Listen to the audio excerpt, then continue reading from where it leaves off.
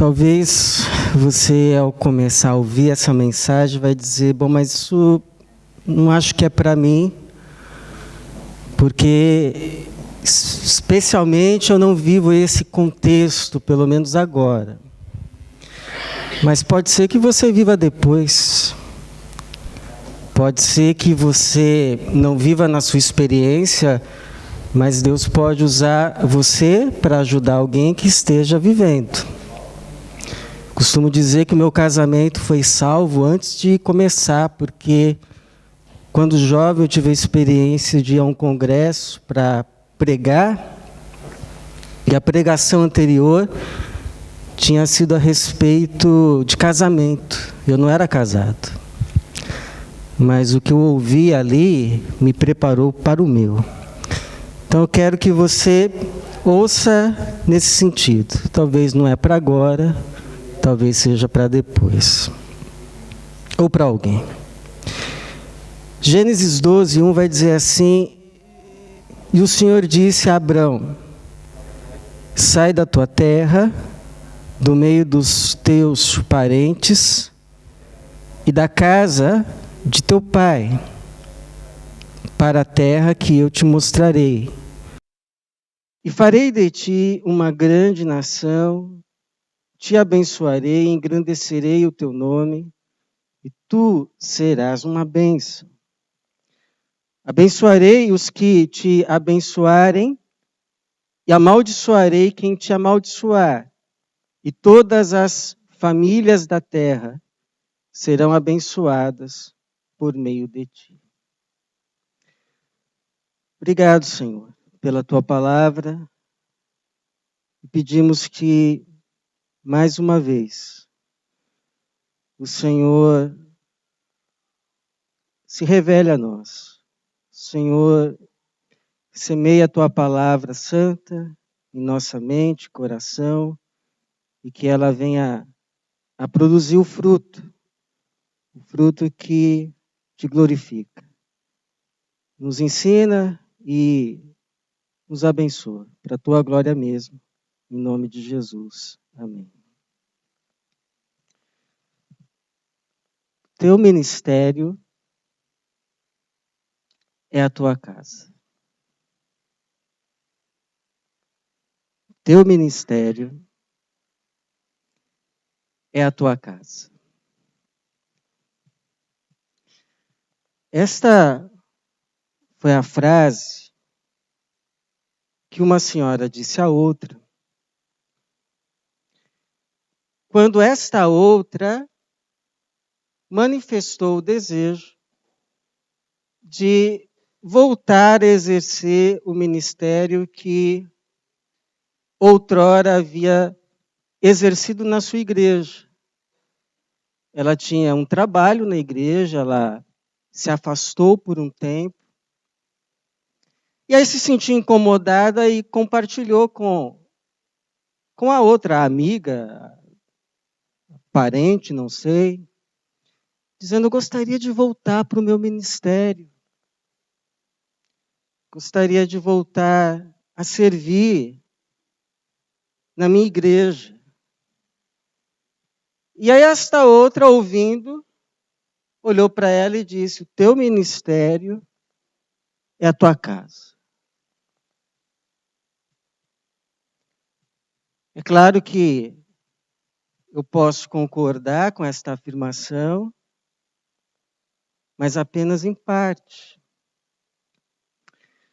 Porque nenhum de nós recebeu de Deus apenas um chamado. E porque não recebemos de Deus apenas um chamado, a nossa vida não se resume a apenas um ministério, ainda que seja a casa certamente de muita importância. Então Deus nos chama, por exemplo, a exercermos a nossa vocação no nosso trabalho, na sociedade que nós estamos inseridos hoje como sal da terra e luz do mundo. Isto é um chamado para todos. Nós somos chamados também, biblicamente falando, para exercer uma função no corpo de Cristo, que é a igreja, porque a Bíblia diz assim: vós sois o corpo de Cristo e individualmente membros deste corpo. Quando você creu, você recebeu o Espírito. Esse Espírito te alocou no corpo, na igreja, corpo de Jesus, vivo. E fez de você um membro deste corpo e te deu uma função a partir dos dons que ele compartilhou com você, que é dele, de Jesus. Mas ele compartilhou com você a fim de que você cumpra a sua função nesse corpo. A fim de que você também, como parte do corpo, cumpra a sua função de edificar esse corpo e ser edificado por ele. Então eu te pergunto, qual é a sua função? Qual é o seu ministério neste corpo chamado igreja? Porque se você faz parte dela, você tem uma função. Você é um membro. Você não é algo deslocado, mas alocado para receber e também dar. Esse é um chamado. Mas nós temos também um terceiro chamado, dado por Deus, que vai além de abençoarmos a nossa comunidade local, a sociedade onde nós hoje estamos inseridos, mas para além disso, para o mundo inteiro. Porque Jesus vai dizer, vão. Ou enquanto vão por todo o mundo, façam discípulos de todas as nações. Então, o mundo não é responsabilidade do mundo. O mundo foi dado como responsabilidade nossa, da igreja. Estamos aqui para abençoar o mundo. Não só para tirar do mundo. Fomos colocados para dar. Então, reduzir um ministério, um chamado a só um desses, ou mesmo a casa, seria um reducionismo missionário, perto de todo o chamado que nós vemos nas páginas das Escrituras, que foi revelado a nós. Agora, se por um lado a casa, o lar, a família, a prole, não é o nosso único chamado, não é o nosso único ministério. Por outro lado, a casa, a família, o lar, os filhos, é de fato um dos mais importantes. Um dos mais importantes. Se não o mais importante. Embora não o único. E se não é o mais importante a depender do momento que Deus te chama, ainda continua importante. Porque quando Deus vai chamar Abrão, que depois se tornará Abraão, para sair da sua parentela, deixar inclusive o pai, a fim de que ele pudesse se tornar uma bênção para todas as nações. E aqui, conforme lemos, para todas as famílias da terra, ser uma bênção, é claro que entre estas famílias da terra, não se excluía a dele.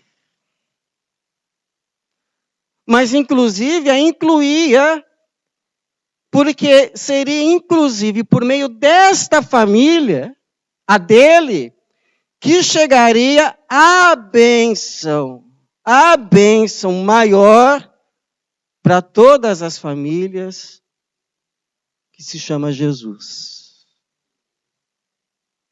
Como o Pedro vai lembrar lá em Atos, a respeito do que Deus havia dito a Abraão, por meio da tua descendência. Da tua descendência. Dos filhos que virão de você. Todas as nações serão abençoadas. Porque por meio desta descendência viria o Cristo, por meio do qual todos nós somos abençoados, inclusive a nossa casa. Então a pergunta que fica é: como é que a gente abençoa todas as famílias da terra sem esquecer a nós? Como a gente abençoa a nossa sem esquecer todas as outras? Ou melhor, como que a gente abençoa a nossa casa, os nossos filhos, a nossa família, a fim de que ela seja uma bênção não só para ela mesma, mas para todas as outras? Essa é a pergunta. Então, primeiro, baseado nesse texto e também em outros, a gente abençoa a nossa casa, a fim de que ela seja uma bênção não só para si, uma ilha isolada. Depois a gente constrói um muro, porque aqui é o lugar em que seremos abençoados e o mundo fica por conta do mundo. A gente abençoa essa casa para que ela seja uma bênção para outras, primeiro, claro, ensinando. Ensinando. Ensinando o quê? A palavra que abençoa, a palavra de Jesus.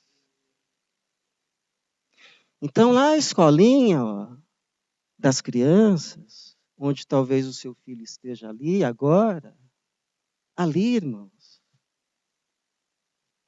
ali é só um reforço.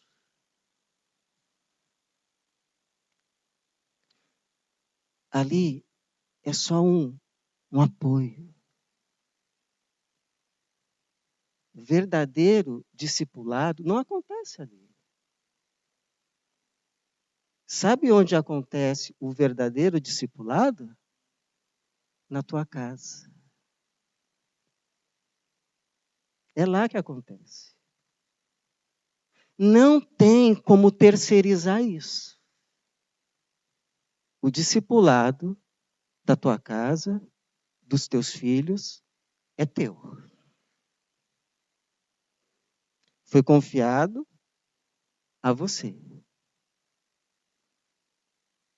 Para fazê-lo não apenas um dia, mas todos os dias, inclusive muitas vezes ao dia. Até que isso fique inculcado. Não sou eu que digo. Se você quiser ficar com raiva de alguém, fique de Moisés. Porque foi ele que escreveu Deuteronômio 6, 6-7. E estas palavras, o Senhor dizendo a ele, que hoje te ordeno, estarão no teu coração e as ensinarás a teus filhos. Quem ensinará a teus filhos? Os donos dos filhos. Lembra aquela história? Toma que o filho é teu. Ensinarás a teus filhos e delas falarás sentado em casa e andando pelo caminho, ao deitar-te e ao levantar-te. É o assunto da casa. É o assunto da família.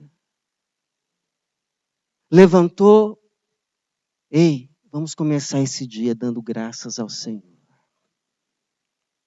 Porque as misericórdias se renovaram sobre a nossa casa. É por isso que ela está de pé mais um dia. Vamos andando pelo caminho. Ei, você viu aquilo que aconteceu ali? Não é o que o Senhor falou lá para o Abel, para o Caim? Vai se deitar. Ei, o que a gente aprendeu do Senhor hoje? O que você aprendeu, João? O que você aprendeu, Maria? Do que a gente pode agradecer? Que versículo podemos recordar? Qual é a história de hoje? Quem é que vai contar? Então, não é um dia. É o dia a dia. É a vida. É de manhã, é à tarde. É na hora da refeição. A oração. E aí você vai discipulando. Hoje é o papai que ora, mas amanhã é a mamãe. E depois de amanhã é você, viu, filho? Amanhã. 4 anos, mas é a sua vez. É formal e informal. É em todo tempo. Até que essa palavra vai sendo inculcada. Ou seja, gravada. Com uma ponta afiada. A palavra que está gravada foi gravada no nosso coração, que arde aqui dentro, precisa ser gravada no coraçãozinho deles. É missão tua. Como diz lá em Provérbios 22:6, você conhece, instrui ou educa a criança no caminho que ela deve andar, e até quando envelhecer, não se desviará dele. Amém? Amém. Só que tem gente que ouve e diz assim, pastor, mas tem um monte de filho de crente desviado. Verdade. Pastor, mas vai nas cadeias lá no Brasil. Vai lá. Maioria, pastor, eu que faço trabalho lá, maioria filho de evangélico. Verdade. Então o que acontece? Teria a palavra de Deus falhado? Será que o Billy Graham, que evangelizava multidões nos estádios, teria esquecido de evangelizar o filho? Porque o filho de Billy Graham, na juventude, se desviou. O primeiro filho de Deus com F minúsculo, Adão, se desviou. Será que Deus teria falhado em ter comunicado a ele claramente: não coma desta árvore, porque no dia em que dela comerdes, morrerás? Então o que acontece? Acontece, irmãos, que Provérbios 22:6 é um provérbio, não uma profecia. Profecia se cumpre sempre. Provérbio, a maioria das vezes.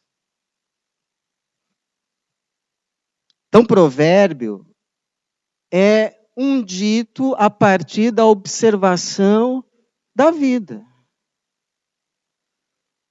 É como se os sábios dissessem assim para a gente, olha, a partir do que a gente observou, a partir do que a gente viu, anotou, viu se repetir, faça isso. Porque se você agir assim, provavelmente vai acontecer assado. Provavelmente. A gente viu isso acontecer muitas vezes. A sabedoria, então, se você agir assim. Ok, mas é 100% garantido? Não. Mas é muitíssimo provável. Então, por que eu vou ensinar os meus filhos no caminho que eles devem andar, no caminho de Jesus, se algum dia eles podem usar o livre-arbítrio que Deus deu a eles para se desviarem do caminho? Para tomarem o caminho que eles escolheram. Se não é 100% garantido, por que eu devo? Bom, primeiro porque há paz em cumprir a missão, independente do resultado. E segundo, porque eles até podem um dia sim usar o arbítrio que eles possuem para saírem do caminho que o papai ensinou. Que a mamãe caminhou. Inclusive com eles um tempo. Mas ainda que eles venham a se desviar do caminho, um dia, o caminho nunca vai se desviar deles. Porque lhes foi ensinado.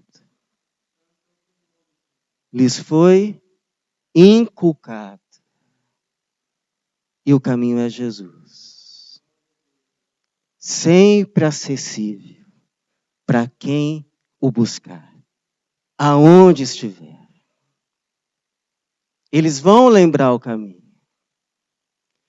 Não foi isso que aconteceu com o filho pródigo? Ele saiu da casa do pai. Andou o seu próprio caminho. Mas por que um dia voltou à casa do pai? Porque sabia o caminho da casa. Então continue ensinando. Continue inculcando. Porque o teu trabalho terá recompensa. A Bíblia nos diz que o nosso trabalho no Senhor não será vão.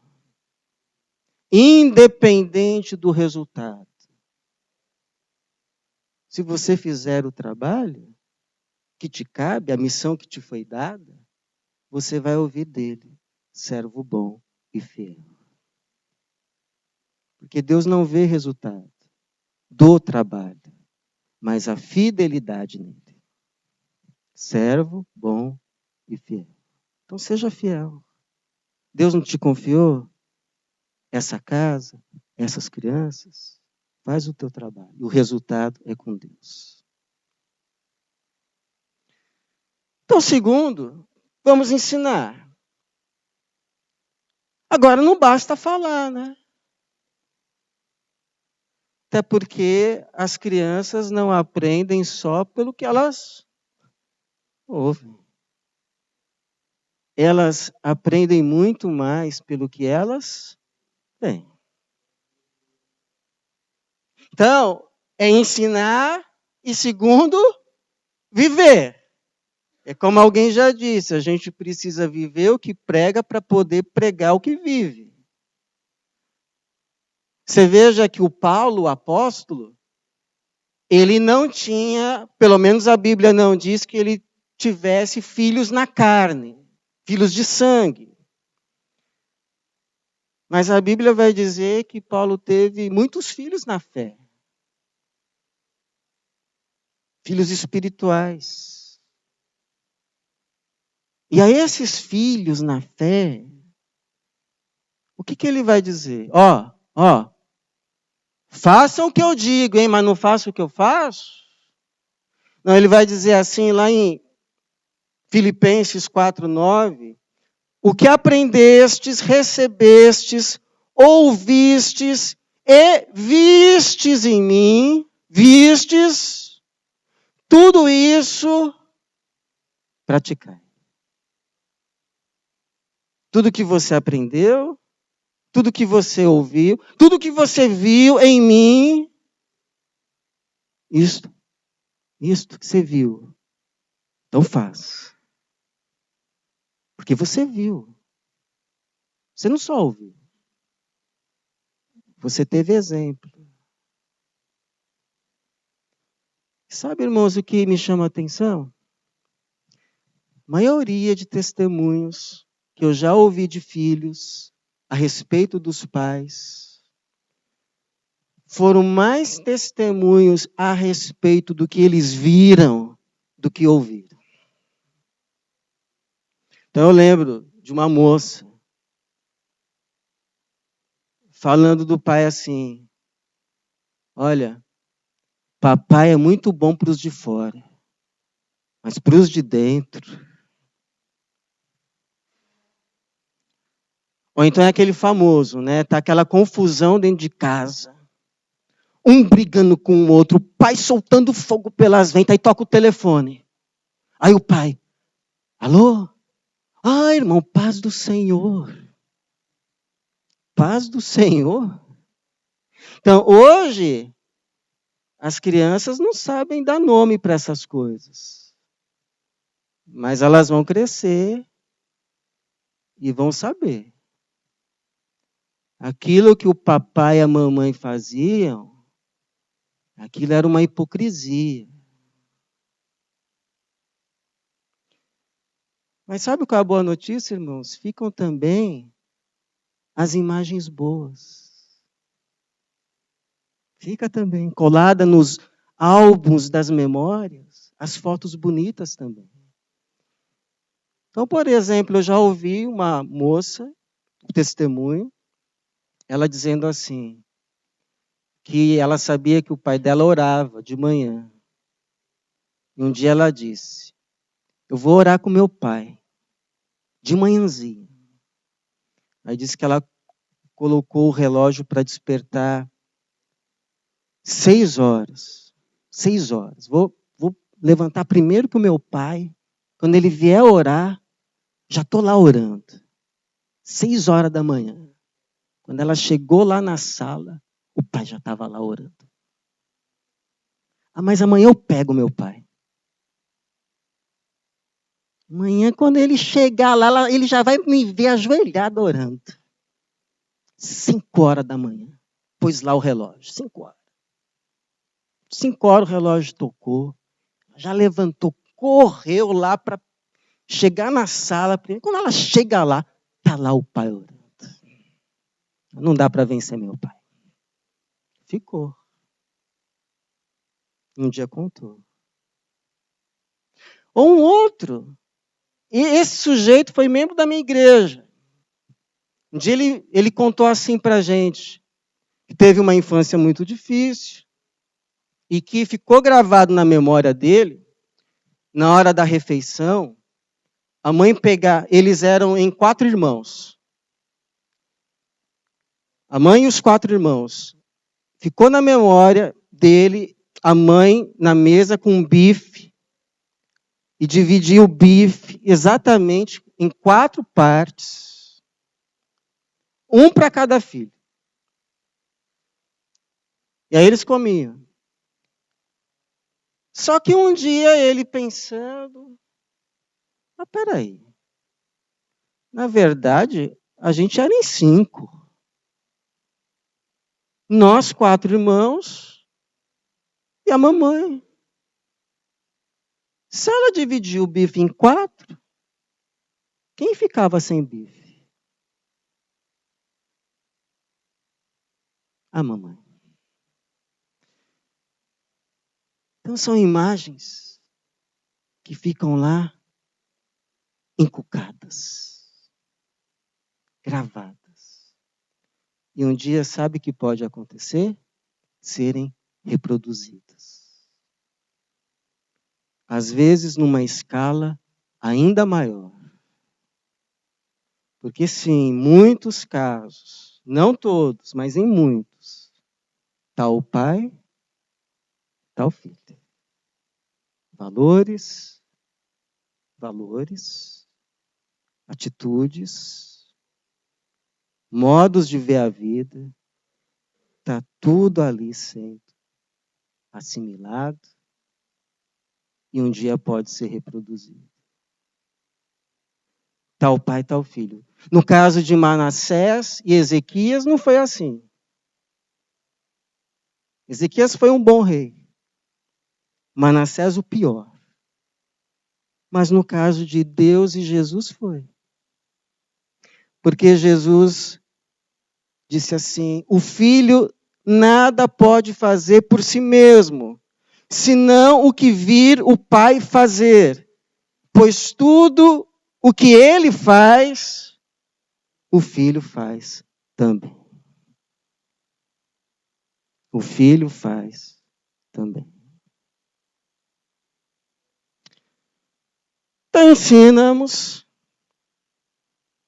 e vivemos. E terceiro, a gente pede perdão quando a gente falha em viver. E perdoa quando os outros também. Sabe por quê, irmãos? Porque não existe família perfeita. A minha não é. A sua não é. A de ninguém é. A de Abraão não foi. Inclusive, existe um livro que se chama O Mito da Família Perfeita. Família perfeita, aquela dos programas de margarina, é mito.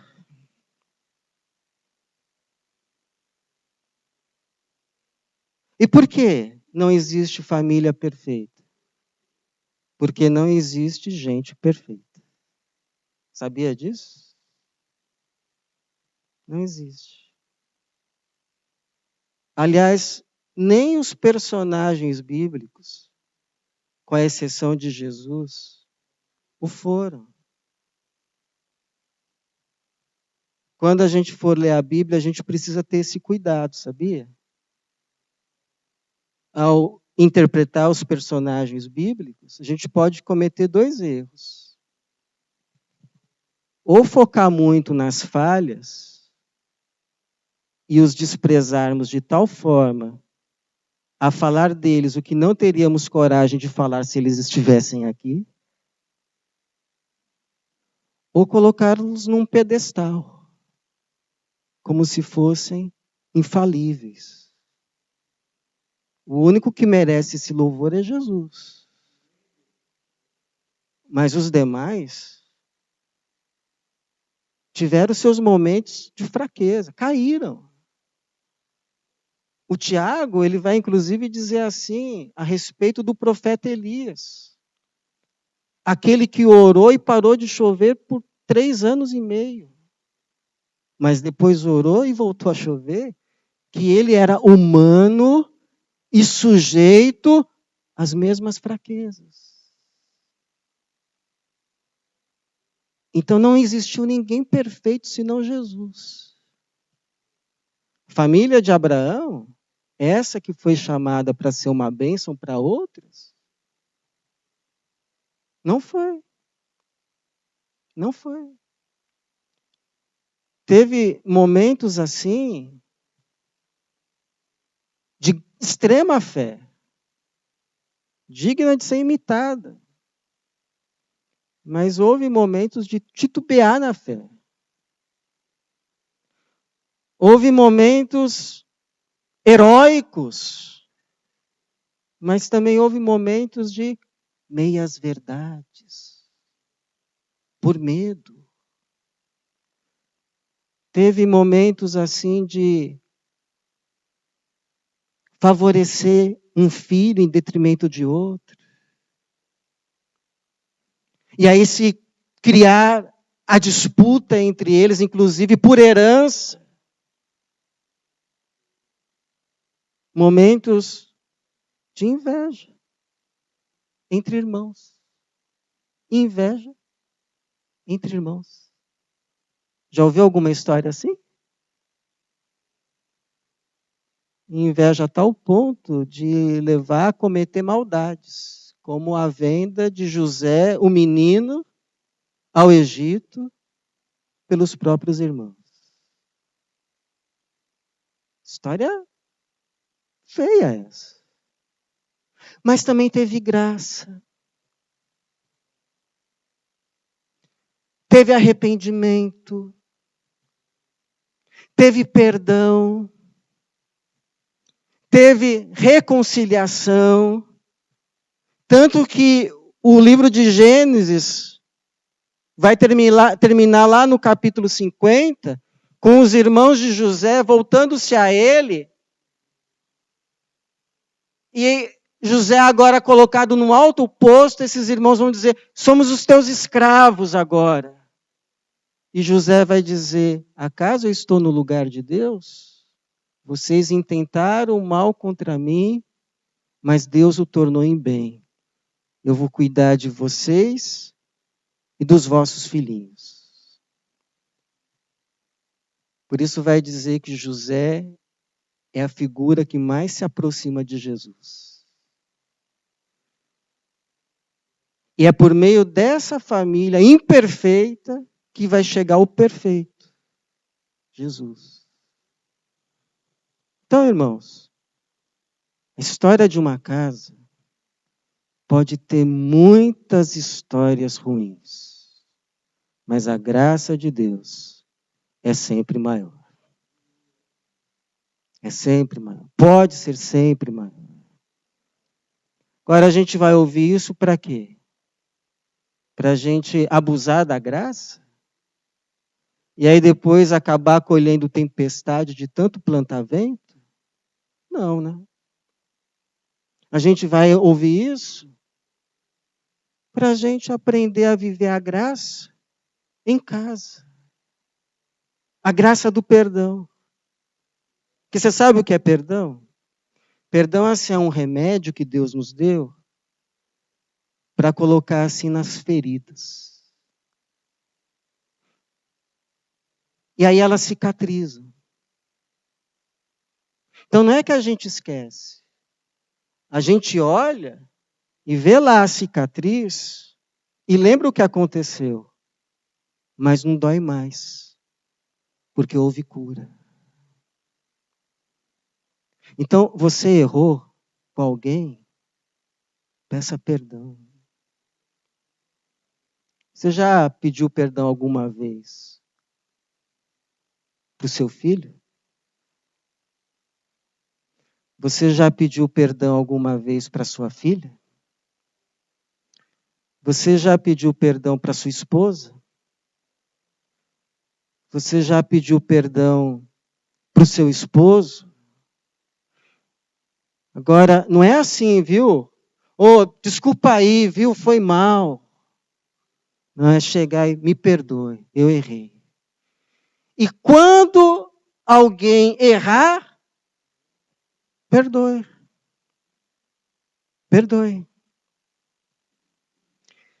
Perdoe e não desenterre o cachorro. Porque senão fica igual aquela história da senhora. Um dia eu ouvi uma senhora falando para o seu pastor. Pastor, eu já me arrependi. Eu já pedi perdão. Mas ele sempre toca no assunto. Imagine como fica a bênção nessa casa. Então perdoou? Não desenterra mais o cachorro. Já houve arrependimento. Agora é o perdão. E para quê? Para a gente se acomodar? Não. Mas para a gente aprender com os erros e melhorar como pai, como mãe, como filho, como filha, como marido, como esposa. Então, por exemplo, lá em casa a gente tem o nosso culto doméstico, segunda-feira, que é o dia da minha folga. Aí as crianças chegam da escola e a gente vai fazer o nosso momento com Deus. Só que assim, as crianças chegam da escola e aí a gente vai fazer o nosso culto e elas ficam lá esparramadas no sofá e eu incomodado. E aí eu começo, escuta, arruma essa posição aí, seu jeito de sentar. Ô, você fica assim na frente do seu professor? Lá na sua classe, você fica assim desse jeito? Então arruma essa postura aí. Aí ficava assim. Todo culto era a mesma coisa, todo culto. Isso aí até do espírito.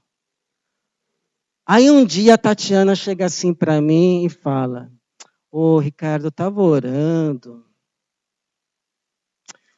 Eu já pus minha barba de molho, né?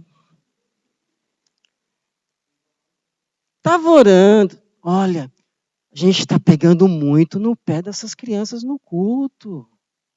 Elas chegam cansadas da escola, ficaram lá 3, 4 horas lá, ouvindo alemão. Então, né, quando elas chegam... Aí eu falei assim, não é que é verdade? Não é que Deus já estava falando isso comigo também? E agora, irmãos, as crianças chegam lá, fica um jogado de um canto, outro de outro, eu lá me segurando. Mas eu fico lá pensando, né? Pensando assim que naquela época Jesus devia estar lá na sala, assim, olhando para mim, com olhar terno, mas fazendo assim. Não sabe que o reino é das crianças. Então agora eles ficam lá. Mas o importante é que estão ouvindo, estão participando, e a palavra de Deus não volta vazia. Então, irmãos, o ministério de casa não é o único, mas certamente é um dos mais importantes, se não o mais. Porque o Salmo 107 vai dizer que os filhos são como flechas na mão do guerreiro. Hoje eles estão aqui, ó, na aljava.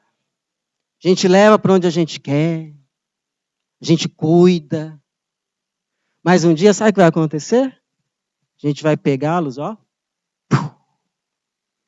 Vão ser lançados. Sabe aquela porta que a gente fecha? Vai abrir. E eles vão, ó, sair. Vão ser lançados como flechas ao mundo. Vai saber onde essas flechas vão parar, hein? Vai saber. Mas aonde elas forem lançadas, não vai ser para matar, vai ser para abençoar. Aonde Deus os enviar. Igual esses irmãos que estão indo agora lá para a Turquia. Jovens que estão sendo lançados como flechas. Então que Deus nos abençoe nesse ministério, porque certamente abençoando essa casa é uma forma de abençoar todas as outras famílias da terra, inclusive dessa terra que nos acolheu. Deus nos abençoe, em nome de Jesus. Amém.